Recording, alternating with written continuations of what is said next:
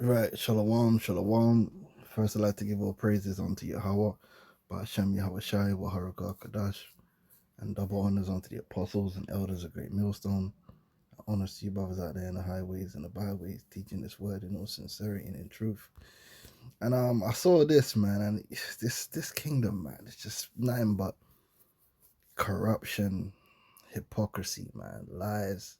It's disgusting to watch.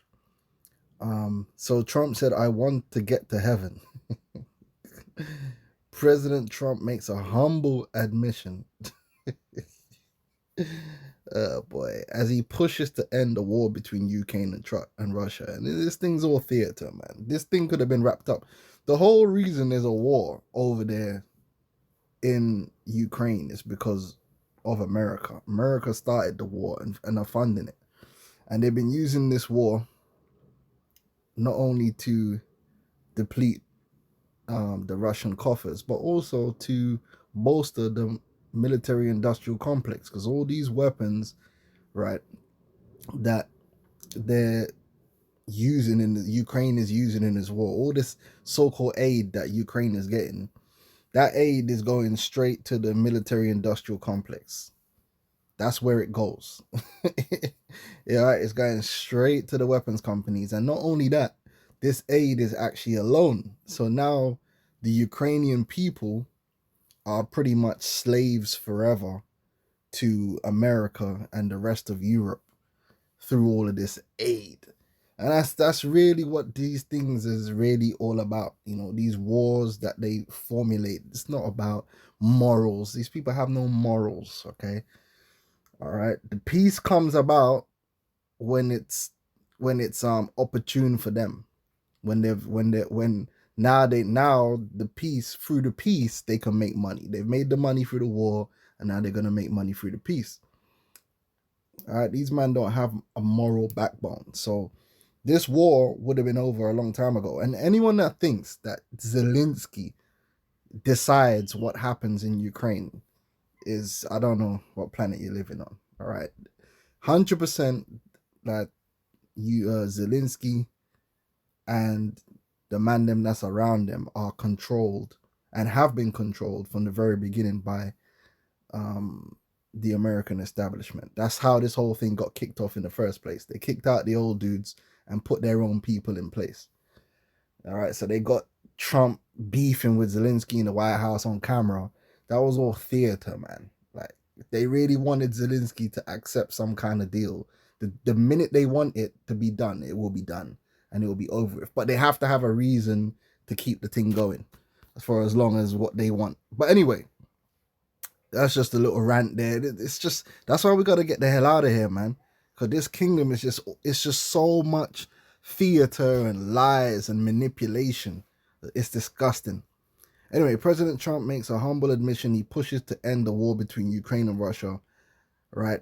I want to try and get to heaven. If I can get to heaven, this will be one of the reasons. So now the fake Christians that support him, see, he's a good Christian, blessed are the peacemakers and all. And it's just, nothing could be further from the truth. First of all, Trump don't believe in heaven.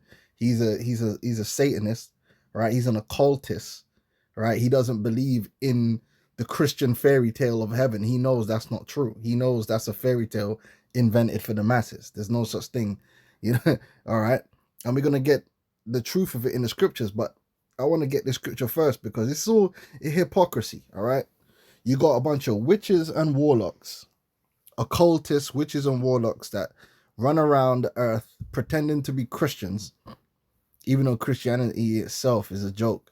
But they pretend to be Christians when in reality they're witches and warlocks. And we have to sit there and watch this stuff. Like we don't know that Trump is a warlock. You know what I mean? It's just a joke. It's a Job 20:5 says that the triumphing of the wicked is short and the joy of the hypocrite but for a moment. And the word hypocrite, a hypocrite is an actor, someone that puts on an act, that wears masks. And that's all this society is. That's all Esau is an actor. He'll put on a mask for the people. Oh yeah, I believe in heaven. I'm just trying to get to heaven. Like, whatever, man. Goodness gracious. And then these little morons will eat it up. See, he's such a good man. Oh, he wants to he's humble. He wants to go to heaven. That's why hell out there. This man's a devil that the Bible speaks of, man. If there was a heaven and a hell, he wouldn't be going to no heaven, that's for sure. But I just wanted to use this as an opportunity to break down this Christian fable, this idea of going to heaven. So if you're a good person, supposedly, if you're a good person, you go upstairs and you go to heaven, and there's all kind of white people up there. You know, all the white people up there. You know what I mean? Like, because white people are good, so all the white people are up there, you know, naked and all sorts. And they're, you know, it's all blonde. Everyone's blonde, and it's blue eyes everywhere, and it's just nice, right? And then obviously, if you're evil, you know, if you're a bad person, then you're gonna go down. That, you know, you're gonna go down to hell, and there's fire there, and pitchforks, demons, and all that crap. Right? That's the fable. You know, the Dante's Inferno, the seven circles of hell, and all this stuff, and all this garbage that they push through popular media and Christianity, right? But that's not the case, right? You know, no matter who you are, when you die, everyone goes to the third heaven, which is the spirit realm, and that's not a place of torment. All right, for anyone, the place of torment is here on earth. Yeah, if you don't believe me, go to gore.com or some shit and watch a few Mexican watch a few Mexican executions, boy. Right? This is where you catch hell. This is where you get diseased. This is where you see your family die. This is where bad things happen to you. Things can happen to you so bad that you don't even want to live no more. You could be suffering so bad in this world that you want to die. You know, that's a reality. So this hell is that hell. If you want to talk about a place where you're punished, it's here. But anyway, and that's why Job wanted to get the hell out, because Job was catching hell. Job was in hell. All right. So Job's lament, it said, after this opened Job his mouth and cursed his day. And Job spake and said, let the day perish wherein I was born. So he was catching so much hell. You know, he had to see his children die. You know, his woman forsake him. Like, he lost all of his money, all his status. He lost everything, man. You know what I mean? It hurts, man. You think it hurts, man. It's painful if the loss of a child.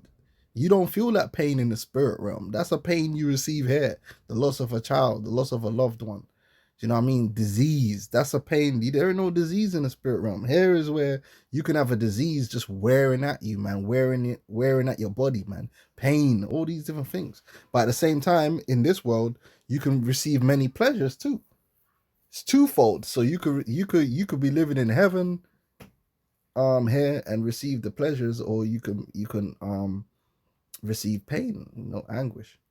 All right, it says, let the day perish wherein I was born, and the night in which it was said, this is a man child conceived. Hey, you know, you gotta be hurt when you like, man, I wish I was never born. That's next level. Let that day be darkness, let not God regard it from above, neither let the light shine upon it. Let darkness and the shadow of the death stain it. Let Job was going through it, man. Let a cloud dwell upon it. Let the blackness of day terrify it. As for the night, let darkness seize upon it. Let it not be joined unto the days of the year. Let it not come into the number of the months. Lo, let the night be solitary. Let no joyful voice come therein. Let them curse it that curse the day, who are ready to raise up their mourning. Now, remember, Job wasn't talking like this before he was catching hell. You know what I'm saying? He's talking like this because he's catching hell. This is how the game is, isn't it? Like, when you're catching hell, you this is how you get, like, man, to hell with this. But when you're having a good time, you don't think like this. That's the duality of life in this physical realm. You could be on cloud 9, or you could be on the lowest of low. That's how the game goes.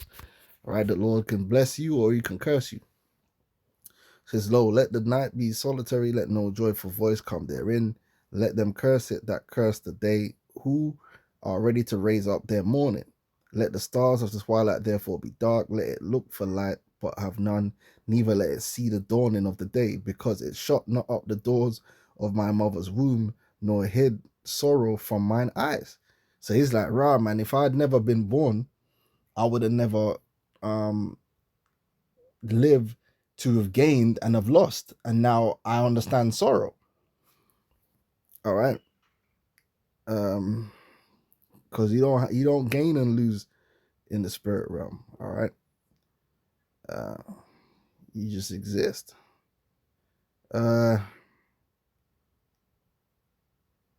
Why died I not from the womb? Why did I not give up the ghost when I came up out of the belly? Why did the knees prevent me, or why the breast that I should suck? For now should I have lain still and been quiet. I should have slept, then had I been at rest. With kings and counselors of the earth, which built desolate places for themselves, right? Or with princes that had gold, who filled their houses with silver. Or as a hidden untimely birth I had not been, as infants which never saw light. There the wicked cease from troubling, and there the weary be at rest. Right? Where's he talking about? The spirit realm. Right? There the prisoners rest together, they hear not the voice of the oppressor. The small and the great are there. It don't matter like who you are. The spirit of man goeth upward.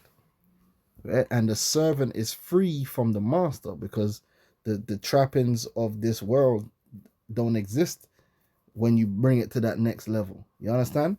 When you go to the spirit world, like you're not gonna run into the spirit of your master and he's still your master there and he's telling you to pick up pails of water. It doesn't work like that.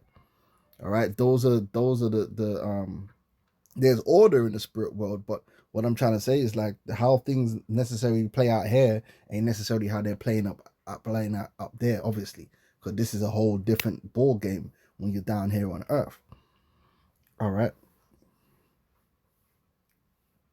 The small and great are there, the servant is free from the master, wherefore is light given to him that is in misery, and life unto the bitter in soul.